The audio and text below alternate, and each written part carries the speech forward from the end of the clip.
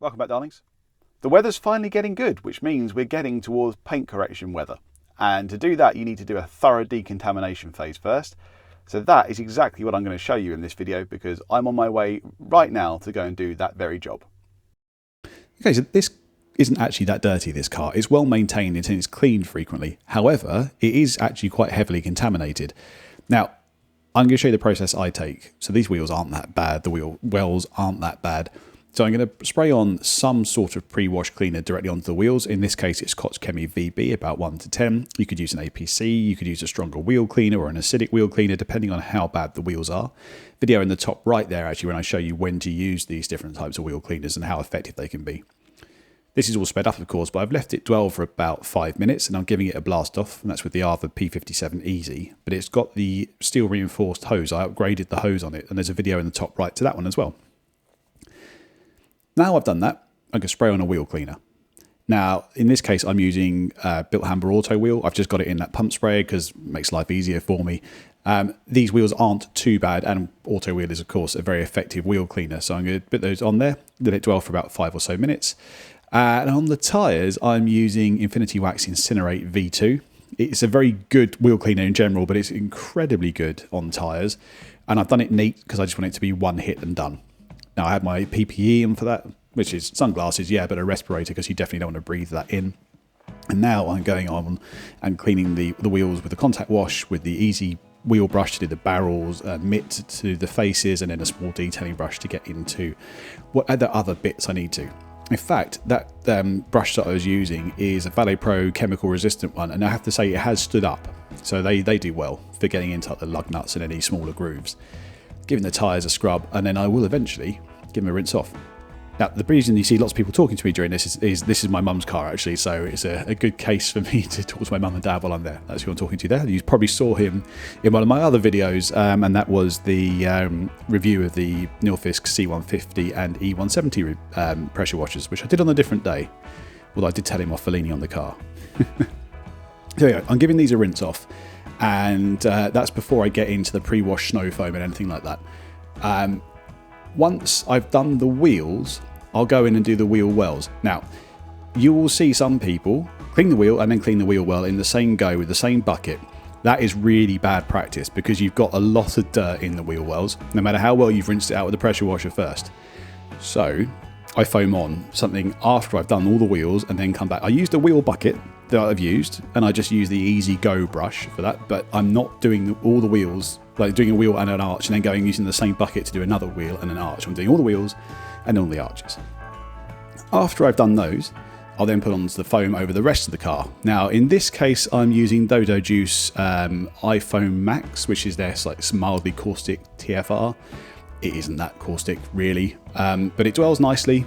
And while that is dwelling, here's a point to you. I found out recently that only 17% of my viewers are subscribed. So go and subscribe, please. If you like the content, please subscribe. It really helps the channel. After that's dwelled for about 5 minutes, I'll go and give it a rinse off. I did give the sills a bit of a rub with a brush. Now they're plastic sills here, so that's an easy way for me to get the dirt off easily. And then it's just going around for the contact wash.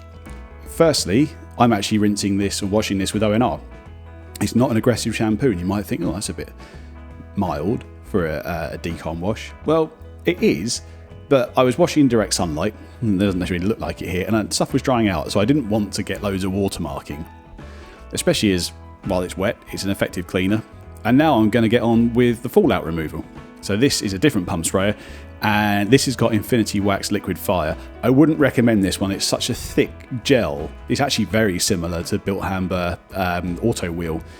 So it clings well, but it actually doesn't spread out particularly well, so you have to put a lot of product on, and it also takes a lot of rinsing.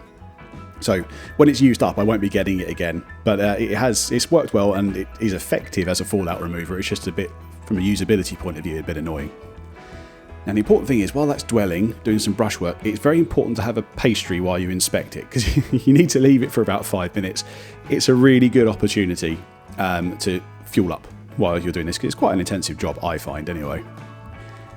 So we've left that on there for 5 minutes, as I said. We're giving it a rinse off. The Arva and its very lance and the zoom bit is making light work of this.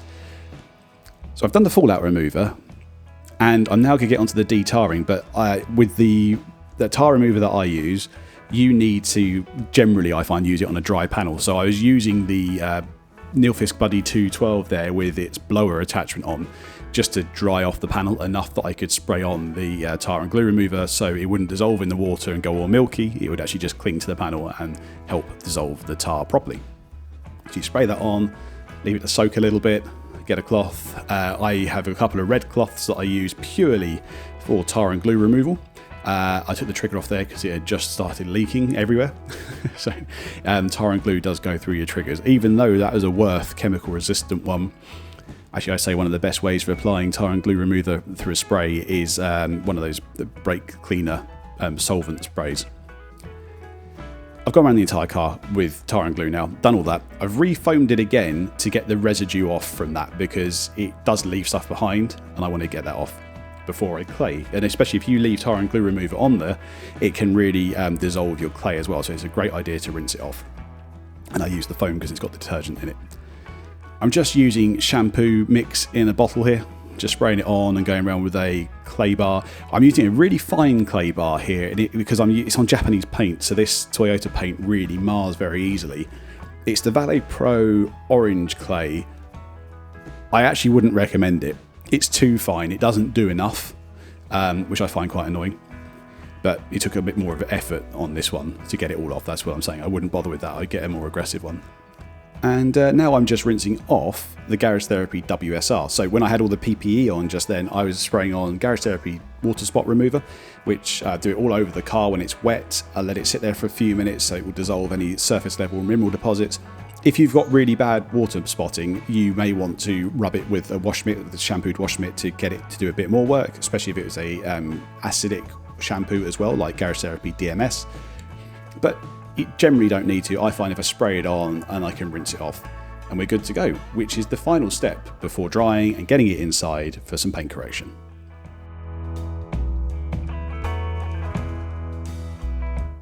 So what do you think? You got any methods, tips that you follow when you do it?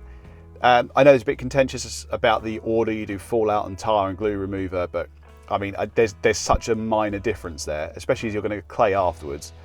I don't really think it's worth having the argument about. You do you if you've got a preference on that thing. Okay? I hope that has been useful and you've learned something. All the products, as I said, are down below. Let me know down in the comments if you've got any questions, anything like that. And if not, I shall see you in the next one. Thanks very much for watching. See you soon. Happy polishing.